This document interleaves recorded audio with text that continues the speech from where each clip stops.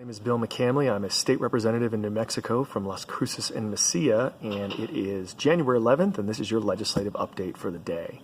As you can see, this is my first full day in Santa Fe. Our session actually starts next week, but I've been really busy here all day working on a bunch of things, and I'd like to talk with about three of them with you today. The first is the state budget. For anyone that watches these on a regular basis, you know that New Mexico is having really huge budget shortfalls because we rely so much on the oil and gas industry for our revenue stream, and those prices have been down. So starting up in the session next week, I think you're going to see immediately some discussions about trying to fix some of the shortages for this year and move into some of the budget shortages that we'll have for the next fiscal year. Now, the governor today was in the paper with a press release saying that her fixes to that are basically to do across the board 3 to 3.5% cuts on state workers' salaries. I personally vehemently disagree, strongly disagree with that strategy of just putting that on the backs of regular workers.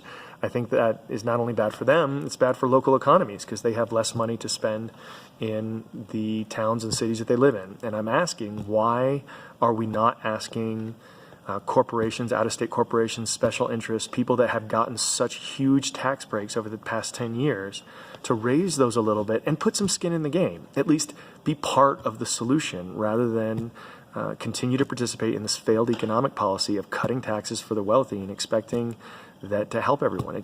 We've tried this now for 10 or 12 years and it hasn't worked. Next thing I want to talk about is one of the pieces of legislation I put in today. It'll be on the web. It's Constitutional Amendment 2, and I'm calling it an economic defibrillator package. I'm asking that we spend $7 billion out of our state permanent fund, out of the corpus of the fund, the main bank account that we have there, on different things. $4 billion on an infrastructure package, $1 billion for research and development through our universities on water technology, $1 billion on research and development through our universities for clean energy, and $1 billion for early childhood education. All of these are things that we can do to invest in our state, to invest in our infrastructure, to invest in our education system, to invest in creating new, good jobs that will help us for the future. You know, we're constantly in this state of trying to tread water in New Mexico and trying to keep the lights on rather than saying, let's lead. Let's get out in front of something and let's put a marker down that we're going to be leaders in the world. And for me, this is one way of accomplishing that. Lastly, I want to talk about a state ethics commission. So many of you heard about what happened when Congress tried to gut their own independent ethics commission in Washington, D.C., and how unpopular that was. We don't have an independent ethics commission here in New Mexico, and I really want to send a lot of props out to Jim Dines, who's a Republican from Albuquerque, and Jeff Steinborn, who's a Democrat from Las Cruces.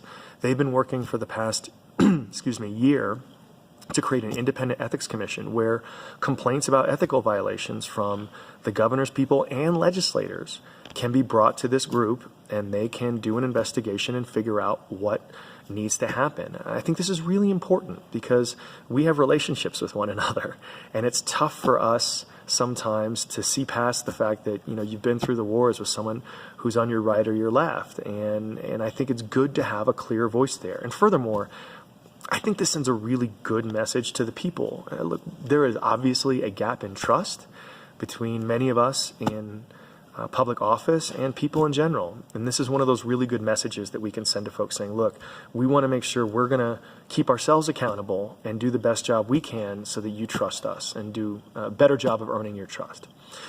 So thanks for watching this. As always, if you have questions, comments, or concerns on these or any other issues, I'd love to hear from you, and I hope everyone's having a wonderful day. Bye.